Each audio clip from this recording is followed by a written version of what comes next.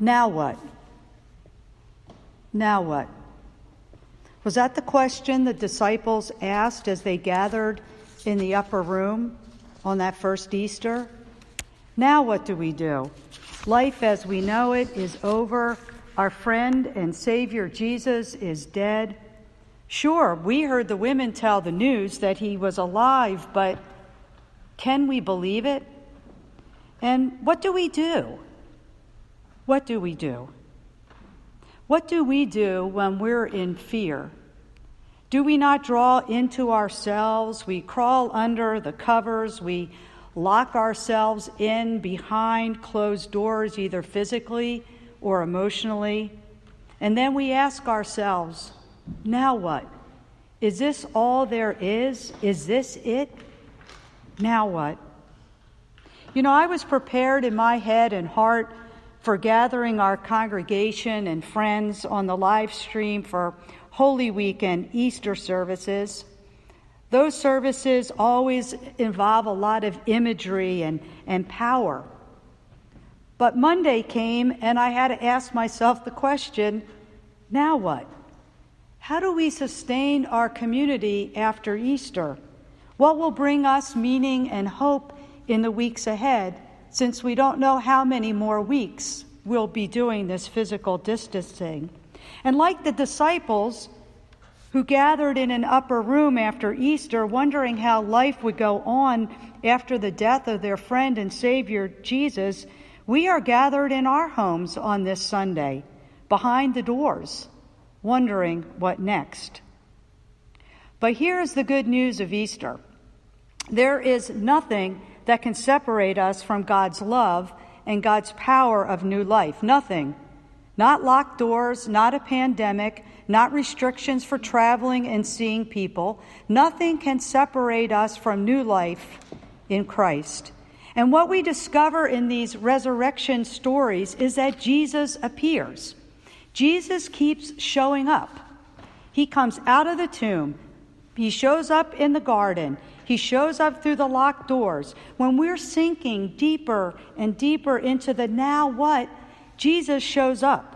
Jesus comes to us in our pain, in our resignation, in our despair. Jesus shows up when things seem hopeless. Jesus shows up because he understands the struggles we are facing. Jesus shows up because he cares. And when Jesus shows up, he gives us the gift of peace and the gift of hope, even in our fear and our despair. Jesus shows up.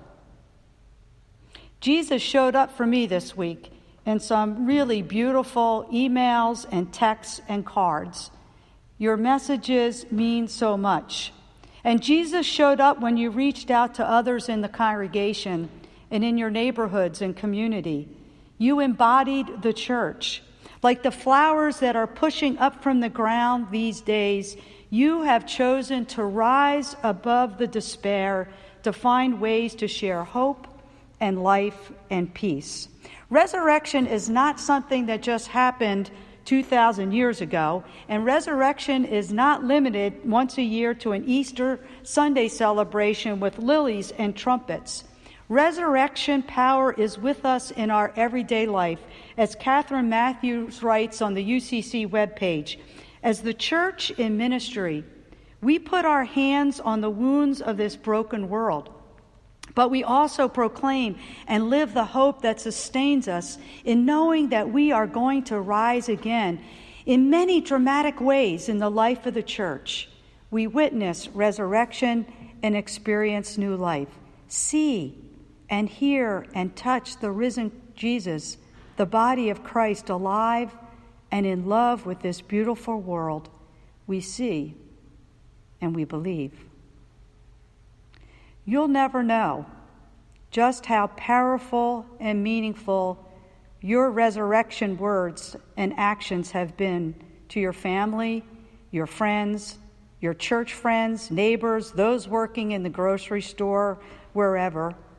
Your words and acts that have demonstrated your faith and hope that we will rise up and be stronger after this is all over. As the disciples were not the same after Jesus appeared to them, we will not be the same after this Easter. Life as we know it has changed, and so have we.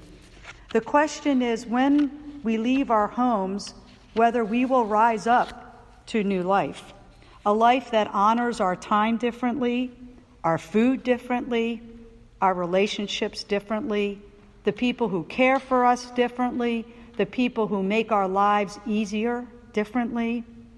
Will Easter make a difference in our lives this year? And will we learn anything from this pandemic that will make a difference in empowering us to live healthier, more fulfilled lives? When Jesus shows up, it makes a difference. For those disciples in the upper room, Jesus brought peace. He gave them courage to eventually open those locked doors and move into the world to share the gift of love and peace with others. So I'm inviting you to take some time today, after this service, to talk with those living in your home or those you keep in contact with on the phone or email or Zoom or Facebook, and tell your resurrection stories. Where are you seeing new life? Where has Jesus shown up for you? Now what? Jesus comes to us in these moments as he came to the disciples. Jesus shows up. After Easter, there is new life. In fact, on the church calendar, we don't call this the Sunday after Easter. We call this the second Sunday of Easter. Not after Easter, but of Easter, because we are Easter people. We are of the resurrection. And the promise is that Jesus is with us. Jesus goes ahead of us, and we will discover hope and new life. Thanks be to God. Amen.